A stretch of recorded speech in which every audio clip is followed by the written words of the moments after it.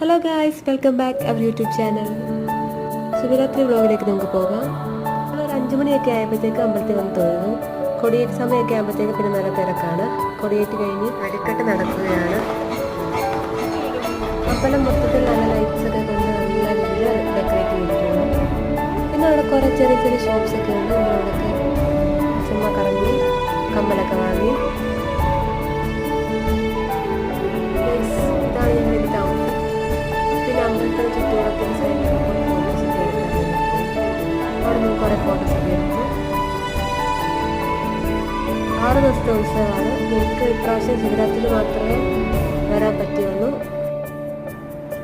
പിന്നെ നമ്മൾ കമ്മലൊക്കെ നോക്കി അവിടുന്ന് 2-3 കമ്മലൊക്കെ വാങ്ങി.